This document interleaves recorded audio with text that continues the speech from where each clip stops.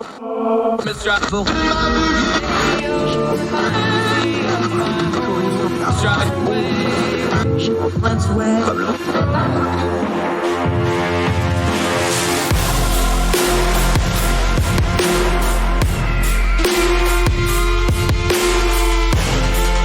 your host, Andrew Donaldson.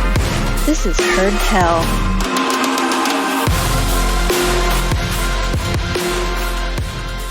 Welcome back to Heard Tell. Okay, how many of you have to take decongestants, over-the-counter stuff for the drips and drabs and nasal drainage and all that fun stuff? I do. I got to take lots of that stuff. I always have allergies or a head cold. I'm always fighting this stuff. Anyway, people have been complaining for years that the cold and flu and drainage and decongestants don't work.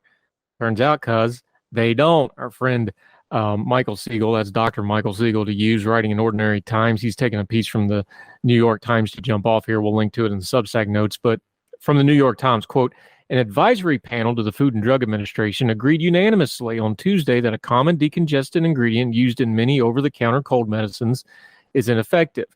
Ineffective, that's a big fancy word for it. Don't work, for those of you from Logan. Back to the New York Times. The panel vote tees up a likely decision by the agency on whether to essentially ban the ingredient phenylephrine, which I'm probably saying wrong, but it doesn't work, so we're not going to worry about pronouncing it correctly, which would result in pulling hundreds of products containing it from the store shelves.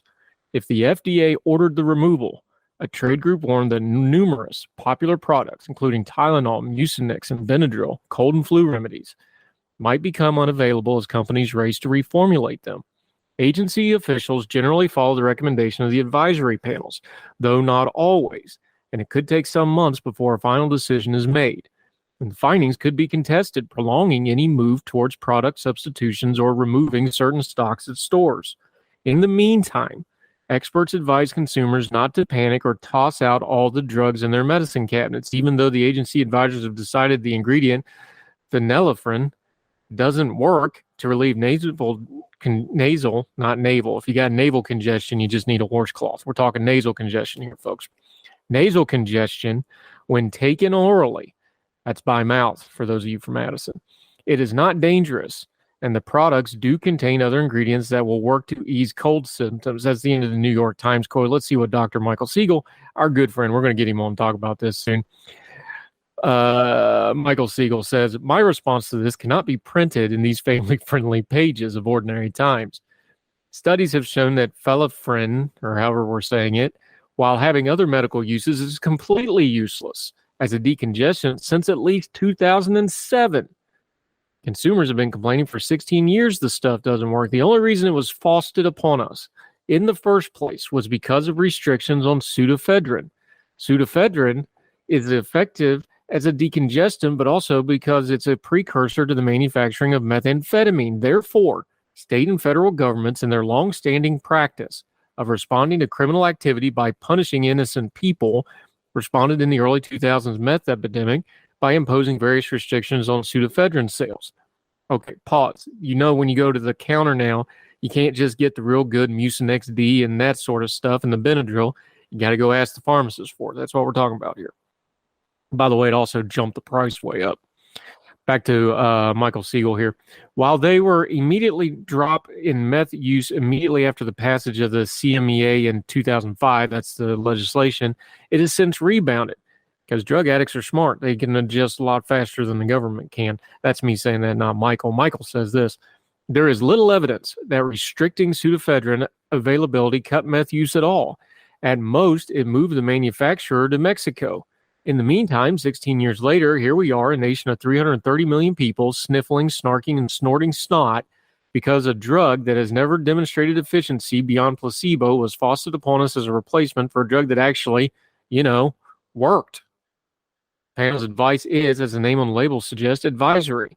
The FDA is free to ignore it and will no doubt be under pressure from drug manufacturers desperate to have anything in the medicine they can remotely call a decongestant, even as its decongesting powers are so slight, greatly than inhaling mouse farts. Michael Siegel bringing the heat on pseudoephedrine, phenylephrine, or whatever it is that doesn't work. Folks, those of us that have to snot and snort our way through life because we have allergies, hay fevers, and other things, just give us some drugs that work at a decent price. Is that too much to ask? when it comes to our current iteration of the FDA and state and local governments, apparently it is. We'll link to this piece in Ordinary Times. It'll be on the Substack notes, herdtell.substack.com. We'll get Michael Siegel on to talk about it soon. More Herd Tell right after this.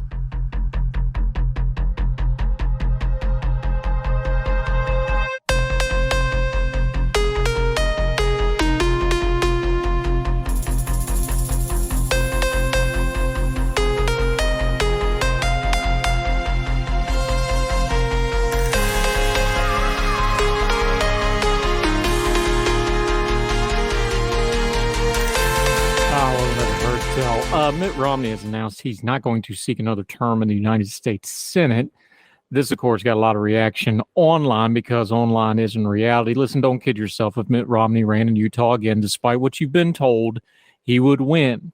That's not why he's doing this. In his speech, he said, I'd be in my mid-80s, I'm paraphrasing here, by the time of my next term, and that's too old, and it's time for a new generation. This is also somebody who's been doing politics and public service for over 25 years, as he's referenced. He's got an enormous wealth, a huge family. He's got plenty of other things he could be doing, and he stepped aside. This needs to be praised. Although the rate the United States government is going, having good, decent men like Mitt Romney, who I don't agree with on everything, but I've never once doubted that he isn't a decent human being in the government, knowing that he's competent and knows what he's doing for the most part, is still a loss. We got to be consistent here. We complain about the geriocracy and the octogenarians that run Congress. Here's Mitt Romney saying, I'm not going to be one. He's going to pack it up, take it to the House. That's something worth praising. It's also something remembering that people like Mitt Romney, who know what they're doing, who's just decent people who you may disagree with, but who are very, very competent. Remember, he's been very successful in business. He saved the Olympics out in Utah years ago. People forget about that a little bit. So the real hardcore folks on the right have never fully embraced him. We know about the missing voters that voted for Bush but would not come out for Romney against President Obama when he ran for president. Look, nobody on planet Earth was going to beat Barack Obama in that election. But we could have done a whole lot worse as leaders go than what we got out of Mitt Romney. I didn't agree with all his policies. I didn't agree with all his politics. I don't agree with all his beliefs. But I'm glad he ran, and I think we should praise him, the fact that he's not going too further, even though he could, and has decided to step aside. More of that. And thank you for your service, Senator Mitt Romney. We'll see you soon. More Herd Tell after this.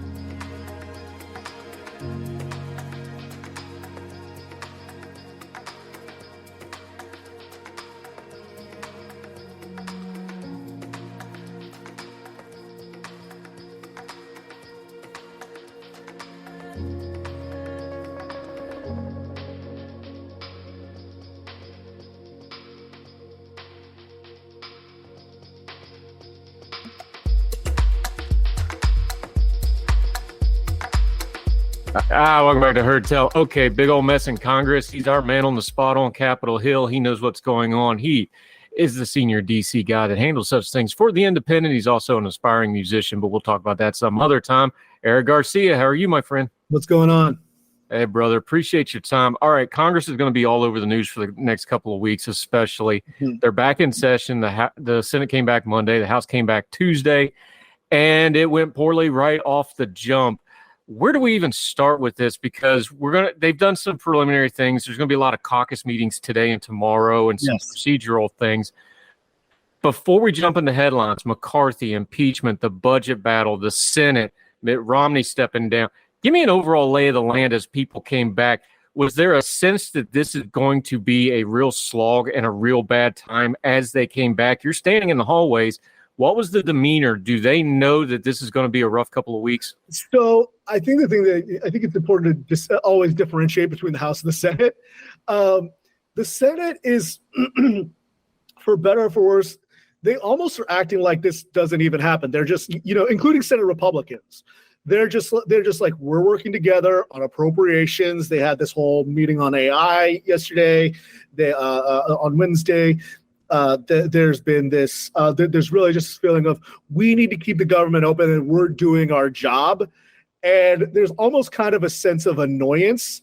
Meanwhile, the House, by nature, the House is a little squirrelier, as you know, but there was always, I think there was this expectation that was ultimately founded that McCarthy was going to that Speaker McCarthy was going to be in a bind because he promised last year, even before he became Speaker, that there would not be an omnibus spending bill. There would be 12 individual spending bills. And then on top of that, there was talk that they were going to have to do a CR, a continuing resolution, to keep the government open so they could continue negotiations. So there was always this feeling like McCarthy was always going to be in a tough spot. Now, there is also this feeling that that in order to, I guess you could say, pacify what you and I call the raucous caucus, he was going to need to do impeachment. Now, but as many people know, and many people have said, is that he couldn't subject his most vulnerable members to the impeachment inquiry. So basically, he started the inquiry without even a vote. So basically, from the get-go, there was this feeling that this was going to be basically what my dad likes to call a dog's breakfast. Sounds like it. You mentioned McCarthy. We're going to get into him in a minute because he's going to get a lot of the headlines. Mitch McConnell's been in the headlines for a lot of, frankly, scary reasons with the health stuff.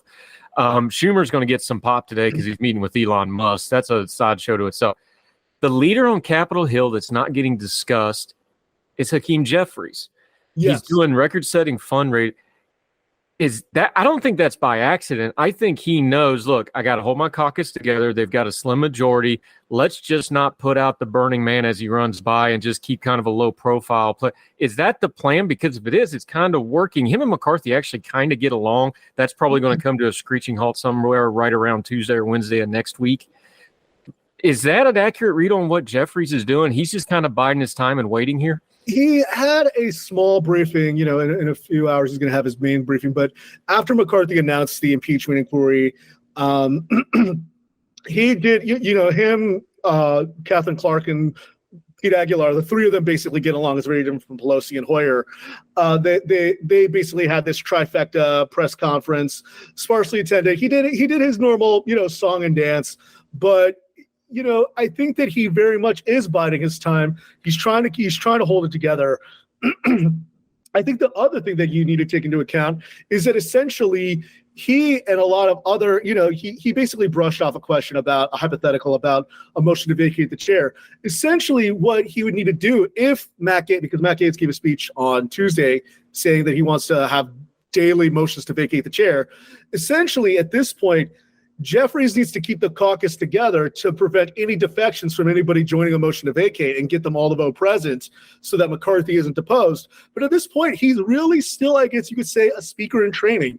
It wouldn't surprise me that one reason why Pelosi decided to run for Congress again is to be almost an advisor, to be almost an informal kitchen cabinet advisor to him in the in the next Congress were he to become speaker. But he very much is, I think, not lying low because he likes the attention and spotlight, not like Chuck Schumer, but he is very much, I think, being very methodical about the words that he's choosing. Yeah, Eric Garcia joining us. Let's just get into the impeachment thing real quick because there's two things that need to be touched on here, I think, yes, other than the fact that they did it. The timing of it and how they did it. Let's start with how they did it. He threw it to the committees for an impeachment inquiry, which is kind of the slow roll method of it. This is the same way Nancy Pelosi did the first one. It avoids the vote. You already told. That tells you one thing, because the one hard truth on Capitol Hill that nobody can lie their way out of is if you got the votes, you vote. If you don't, you do procedures. Yes. So they don't have the votes. That's what that tells you, number one. Plus, politically, it would be suicide. Number two is the timing of this. He came back to the recess knowing he was going to do this to launch it. And the same time this goes down, the defense bill gets pulled back because they don't have the votes for that. The funding stuff is going. Is there any way to read this other than, because McCarthy's not dumb. He doesn't really want to do the impeachment thing. He wants to talk about it without doing it, so he gets the credit without the blame. Yes. Is there any other way to read this than he's got to placate the caucus and he's just run out of horses to trade and now he's got to give it to them? There is no other way to read it. You have to remember that it wasn't just the one thing if you're Lauren Boeberts and your Matt Gaetz we're talking about it, but even Marjorie Taylor Greene, who was his his most trusted right-wing deputy, was even talking about it. And she said, look, and you and I talked about this, that I talked with Marjorie Taylor Greene 2 months ago, and she said, look, I voted to make McCarthy speaker. I voted for the debt limit increase. This is my price.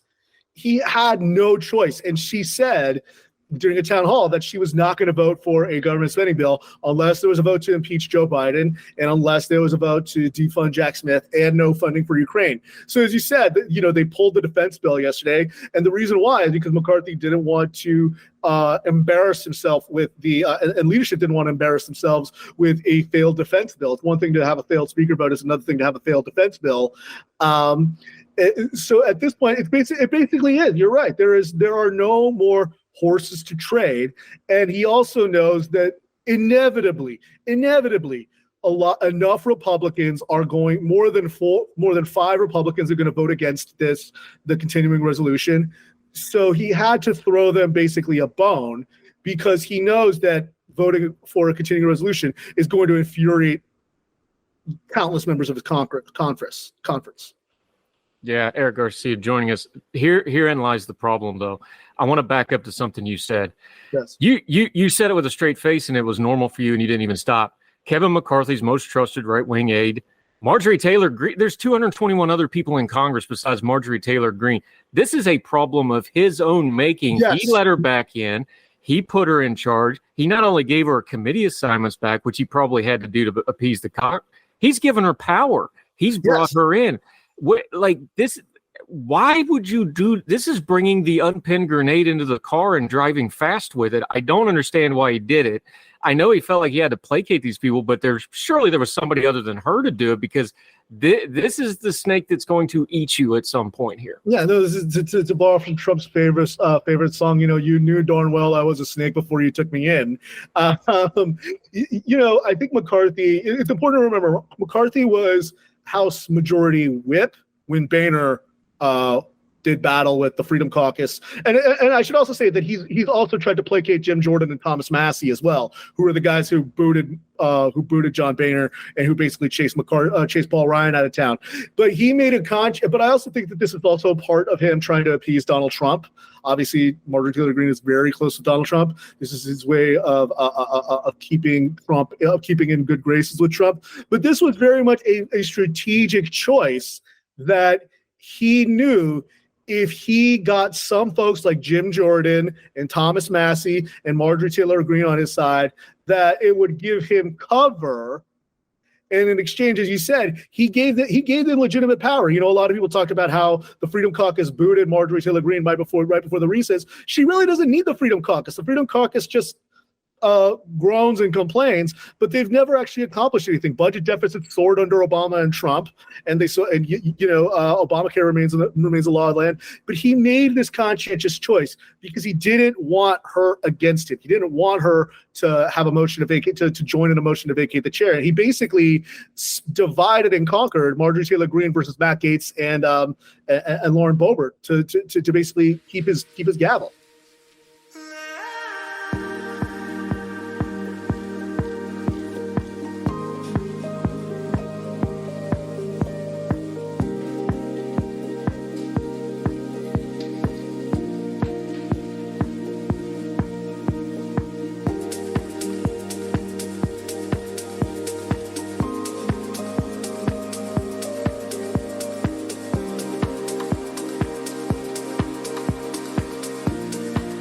Yeah, Eric Garcia joining us. Let's talk about that Freedom Caucus real quick. Chip Roy's been making some noise lately. Yeah. The Freedom Caucus has decided to war with Ken Buck, of all people. Yes. They have not, like you said, they don't really accomplish anything. They complain a lot, but they see this as their big moment. They get to actually rail against spending with a Democratic president and a speaker that they don't particularly like. Is this going to be the one time they actually accomplish anything, or at least throw a wrench in the works? Because this plan of trying to get 12 bills through, here you got Chip Roy's already talking about lumping Homeland Security and the defense bill and all that together, which is going to be a non-starter for everybody. Is this going to be the time where they really do get themselves, the head on the pike?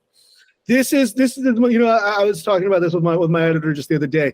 This is as much a test for the Freedom Caucus as it is for Kevin McCarthy. The Freedom Caucus got hard concessions from McCarthy in writing. Matt Gaetz. So I should note that Matt Gaetz had a press call with reporters after his little stunt speech on the floor on Tuesday, where he said he was going to file motions to vacate the chair. And he said Chip Roy has the written agreement, holds his version of the written agreement. So they have to essentially try to hold McCarthy to this, or, they'll look basically completely impotent if they don't get, at least something attached, or they reduce funding for Ukraine, or they tie Ukraine to Homeland Security spending. They have to get something. And if they don't, they have no other choice but to join a motion to vacate the chair with Matt Gaetz. Gaetz is not part of the Freedom Caucus. A lot of people think he is, but he's not a member of the Freedom Caucus, much like Thomas Massie.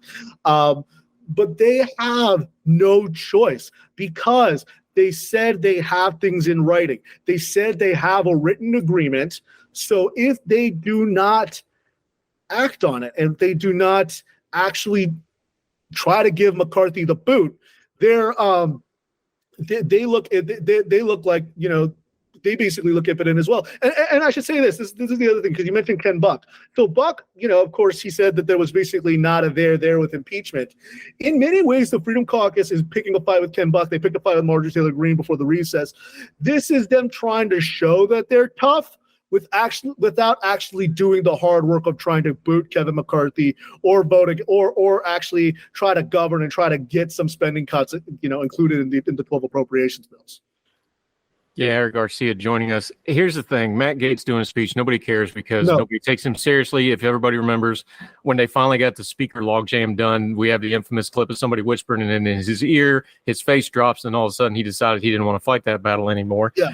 Would like to know what was in that conversation. But anyway, but if you read between the lines on the press quotes, like you said, there was a couple different gaggles the last couple of days. People that do matter are using a magic word here. I've got some quotes here. These are from Punchbowl News. Excellent resource, by the way. Everybody should read Punchbowl. Ralph Norman from South Carolina. We should have top numbers ready, but we don't right now. It didn't happen. Quote, that's on leadership. Dan Bishop out of North Carolina, one of those rising guys that does things now. The question is just whether leadership wants to go ahead and get down a bit.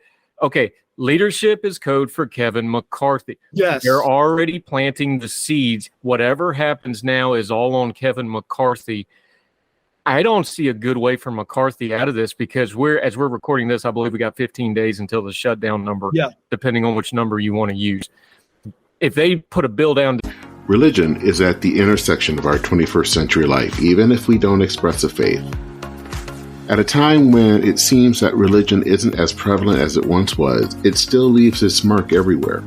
As a pastor, I know that religion isn't something I just do on a Sunday, but it's found in every nook and cranny of my life. Sexuality, politics, social media, the economy, war, nationalism, all have some kind of religious angle to them. And as a communicator, I want to find the stories that can help people understand this part of our society that is so important to so many. Hi, I'm Dennis Sanders, and I'm the host of Church and Main. Church and Main is a podcast about the journey of faith and where it intersects with modern life. I look at faith with a journalist's eye, asking the who, where, what, why, and how religion affects some of the major issues of the day. Join me as we journey together. You can listen to Church and Main podcast at the website churchandmain.org or on your favorite podcast app. I look forward to seeing you. Folks, you've heard of Ethan Brown on the Heard Tell Show a couple of different times, but if you're interested in learning about how to discuss things like climate change without all the politics and doom and gloom, head over to his podcast, The Sweaty Penguin.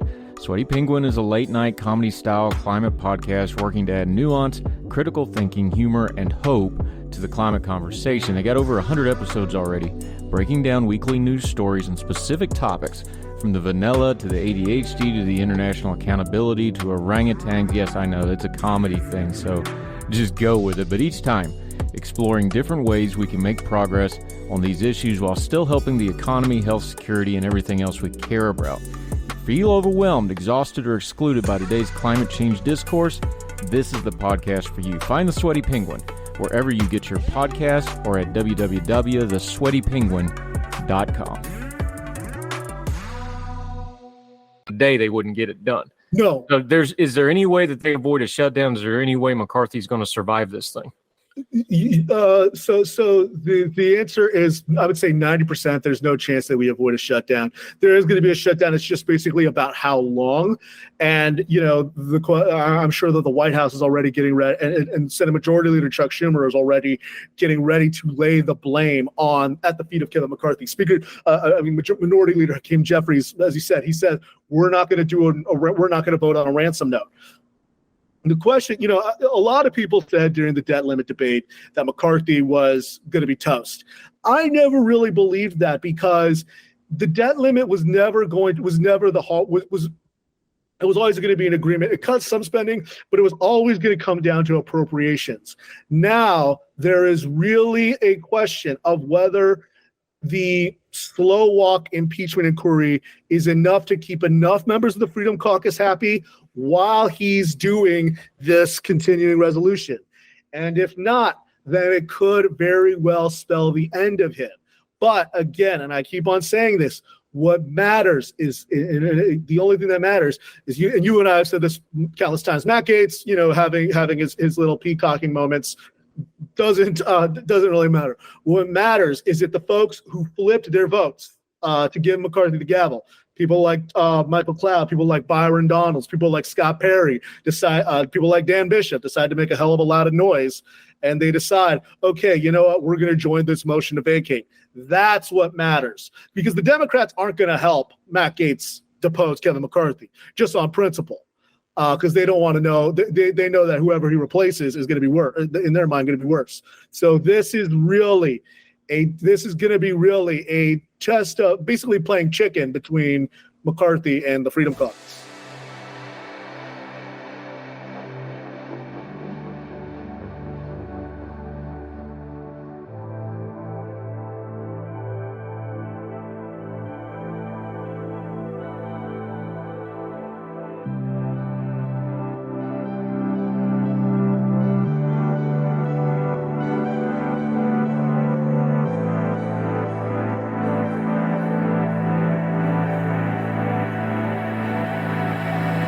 Yeah, Eric Garcia joined us. One other little sub note that's not getting a lot of headlines right now, but you talked about the leadership, people who help and hurt McCarthy.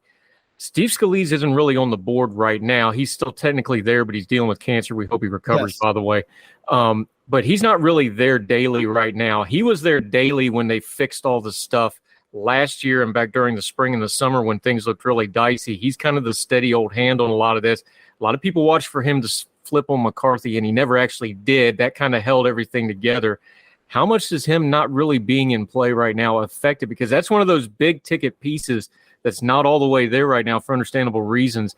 Is that something to keep an eye on right now? That's something absolutely to keep an eye on. I mean, as CNN reported, Republican Conference Chairwoman Elise Stefanik had a call with President Trump before the discussion about the impeachment inquiry. There is still so very much so. For all of the, and speakers and their House Majority Leaders always have a rough relationship. Pelosi and Hoyer hated each other. John Boehner and Eric Cantor despised each other. But at the end of the day, you have to know how to land the plane. But with Scalise out of the game, this basically makes it a 3-person leadership team with McCarthy, Stefanik, and Emmer, who nobody really talks about, but Emmer's the whip. So this is also going to be a test for Emmer. Can he get enough votes? And then also it's going to be, as you like to say, Elise Stefanik didn't burn all of her bridges in the Ivy League just to get number 3. Now keep an eye on her. Okay. Here's one of the big problems with the whole impeachment thing is the calendar involved here. This is going to run into the election season. Where do you think it goes? Because here's one of the other interesting thing with Kevin McCarthy throwing it to the committees. They've already been doing this for 9 months. Yes. So it's not like they're going to have new ground to till. It's just Jim Jordan, these guys, and Jordan's on both committees, which is even weirder. But they're going to kind of just rehash what they've already done. And what do you practically see? Impeachment's going to get the headlines, but there is a process here over the next 6, 7, 8 weeks while they're doing this funding fight. Are they actually going to do anything new, or are they just going to repackage what they got, do you think? I mean, the question is whether they actually subpoena people. I mean, this is the thing that Matt Gaetz said, is that they haven't even subpoenaed Hunter Biden. They, in some ways, the process gums up and slow walks the process of impeachment, so McCarthy doesn't actually have to do it. But on the other end, the right-wing and conservative media and the folks in the Freedom Caucus are going to be watching. Are they actually going to subpoena the president? Are they going to subpoena Hunter Biden? Are they going to subpoena any of the people that they want? And in the same token, you mentioned this is basically, they've been doing this for the past 9 months. What new revelations are there going to be? Because if you remember the 2019 impeachment inquiry that for Trump's first one didn't really reveal anything new. It just brought forward witnesses who confirmed what people already knew. The same thing, but I feel like if at this point a lot of the American public, and let's be real, impeachment is always a political act, always has been, always will be. They have to have compelling testimony that will convince the public, because otherwise the public is not going to be convinced, and it could actually backfire on House Republicans, and it could cost them the majority come 2024. So they have to have compelling testimony.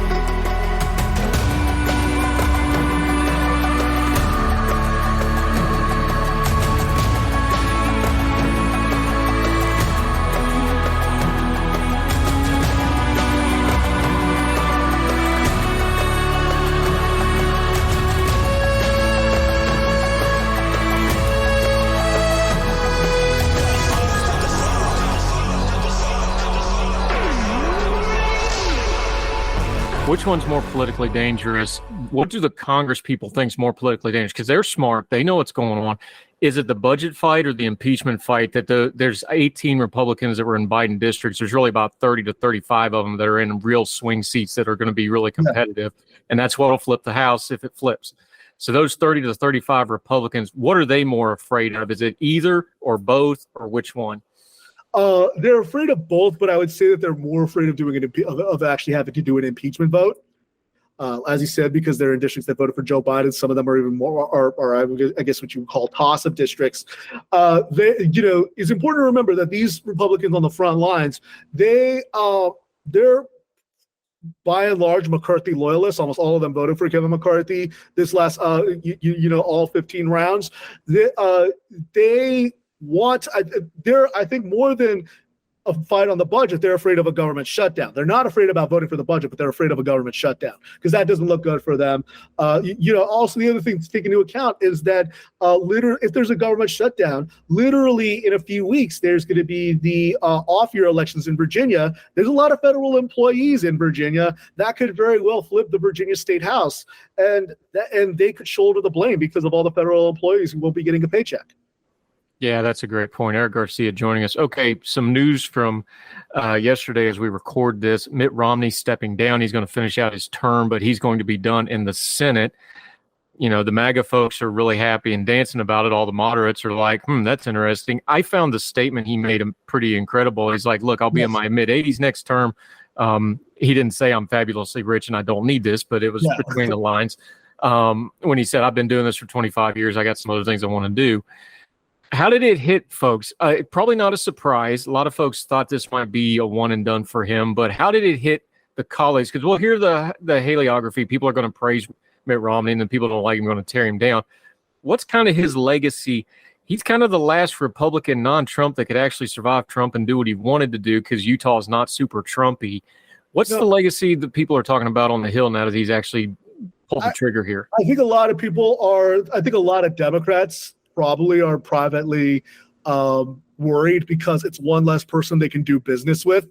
I'll give you a perfect example. Literally the day before the Romney's announcement, I was on the train with Senator Lisa Murkowski, and I just asked her point blank, "Is this impeachment inquiry stuff going to get in the way of the appropriations process?" She's like, "Yes." She's like, literally everybody yesterday was asking me about appropriations. Now everybody's asking me about impeachment.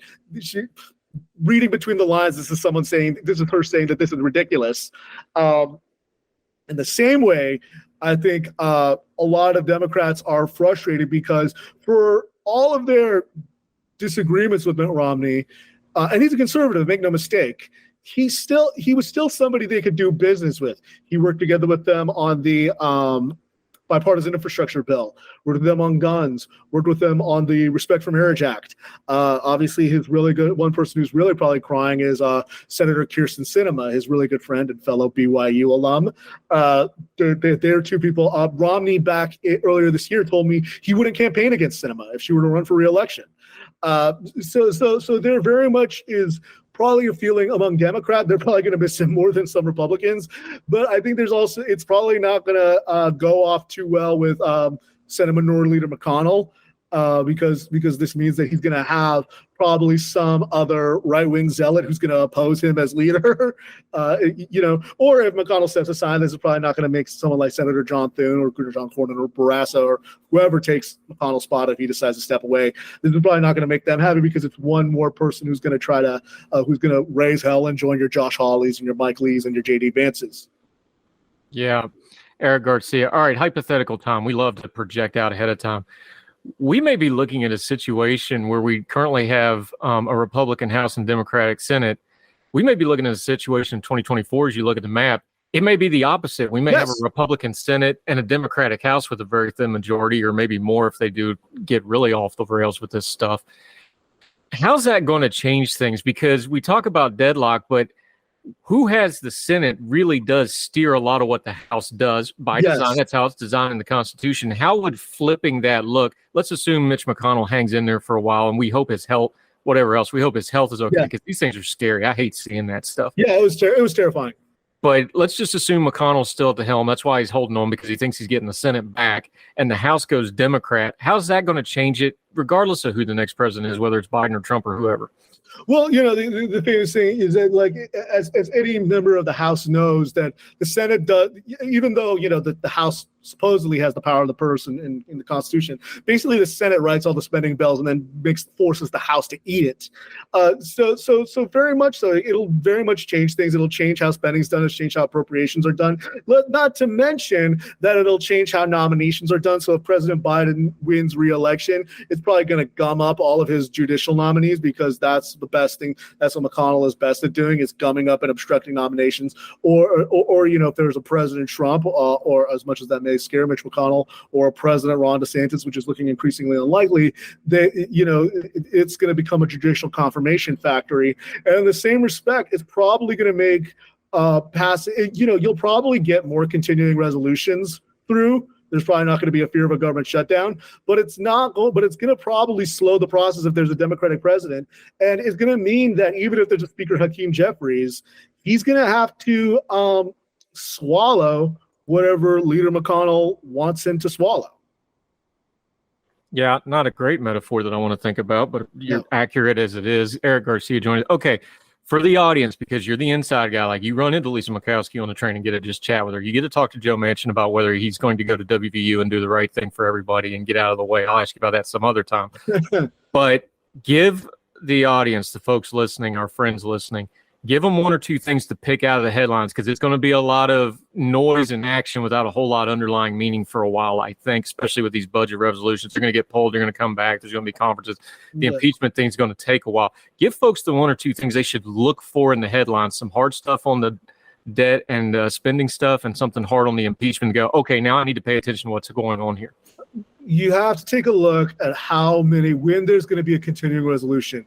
You're going to have to take a look at how many Republicans vote against the continuing resolution, because that is going to be, if there are enough Republicans who vote against the continuing resolution, that could provide an impetus for a vote to motion to vacate the chair. The other thing to take into account is how long does it's just plain and simple, if there's a government shutdown, how long are Republicans willing to take it? Because remember, the debt limit agreement that they passed in June basically raises the debt limit to January 1st, 2025. So they can hold out as long as they want. So the question is, how much into the bone are the Freedom Caucus folks willing to cut? And how much are they willing to then the question comes, how many of those frontline Republicans decide to join Kevin and say, look, Mr. Speaker, you need to pass a continuing resolution and have Democrats bail you out?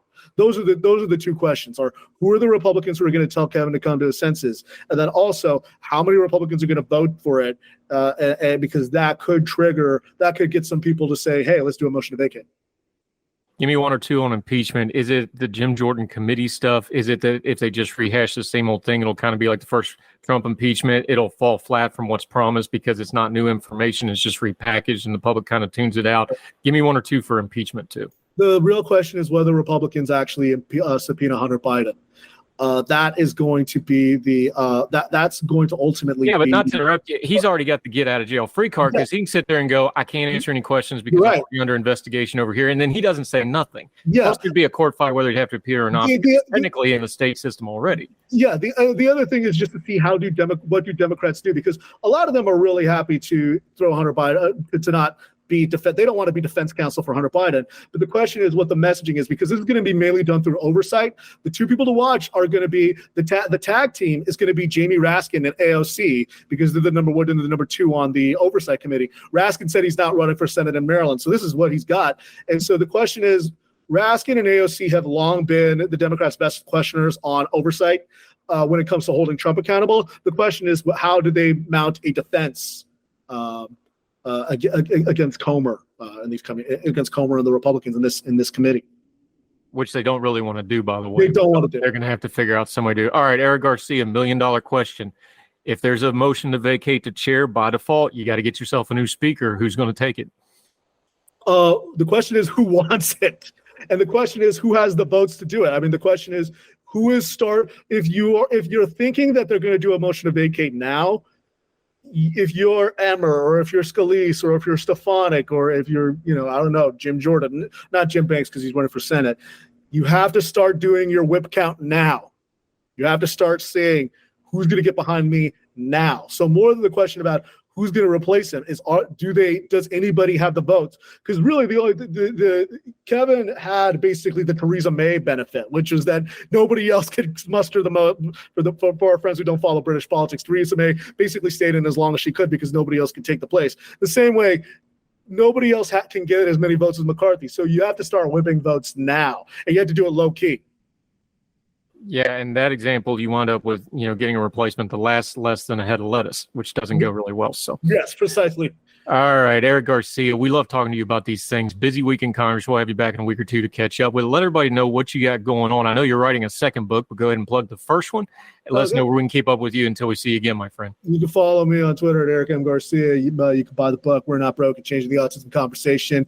And you can always just follow us. You can also sign up to the Inside Washington newsletter for The Independent, where we send out an evening newsletter every weeknight. Yep, I've signed up for that. We need to update our autism episode. It's one of the highest rated ones we ever did about 18 months ago since we've done that now. We need to update it and do it again, my friend, because I got a lot of stuff on that I want to talk. A lot of headlines lately, the last 6-7 months we want to talk about. So we'll definitely do that one as a long form. Eric Garcia, appreciate you, my friend. Talk soon. Absolutely. Yes, sir.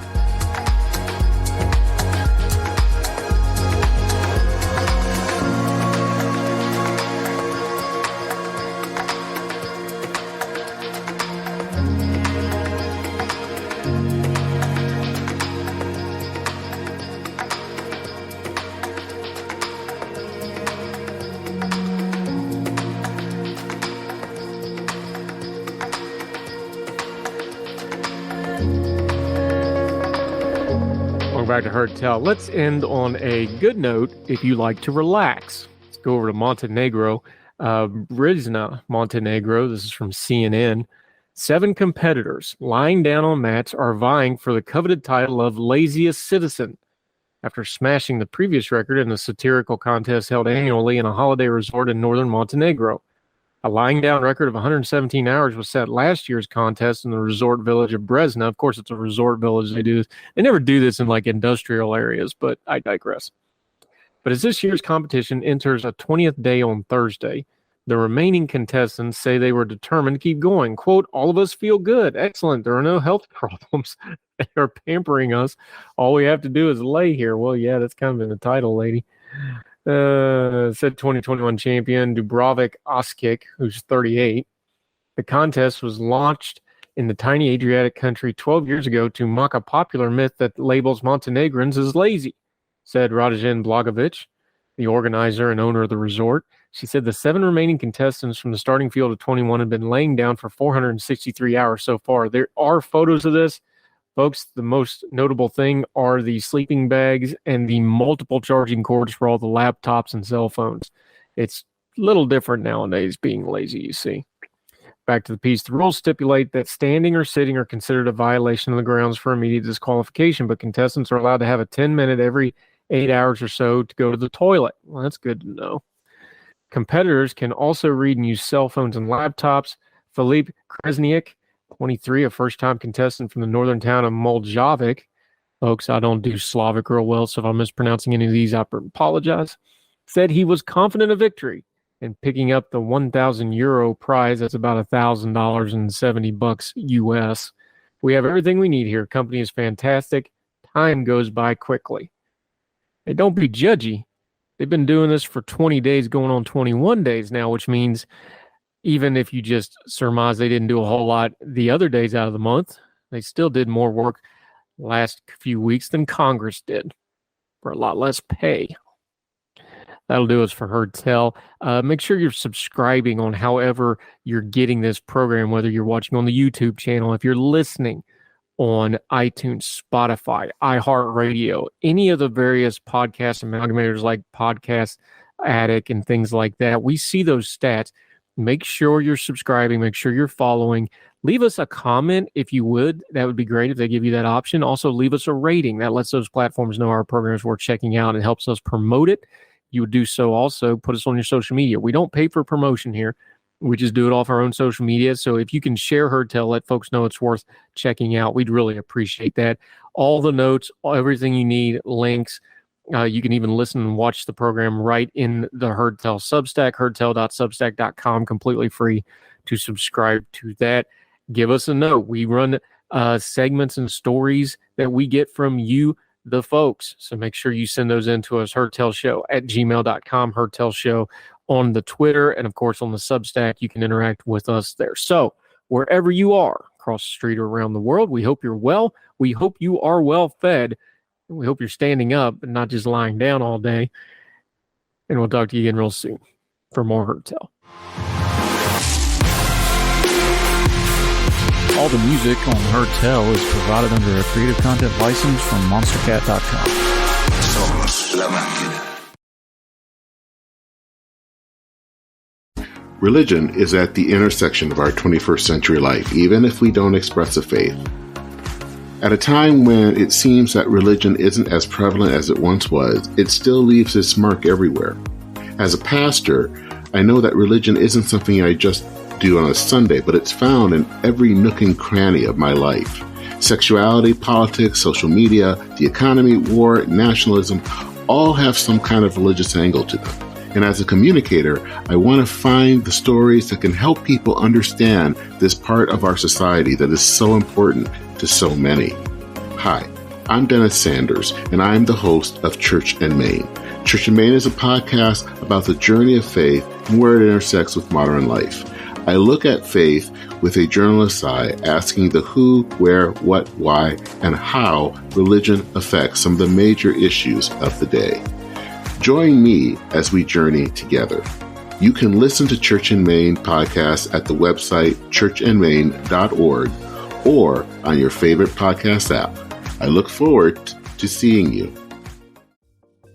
Folks, if you've listened to the Heard Tell program, you've heard our friend Gabriella Hoffman, but you need to make sure you're checking out her podcast, District of Conservation. It's a podcast exploring the nuances of true conservation efforts from D.C. and beyond. From topic discussions to exclusive interviews with conservation and energy newsmakers, Gabriella keeps listeners appraised of the latest news stories while elevating important voices. Listen to the District of Conservation on Apple Podcasts or wherever podcasts are played.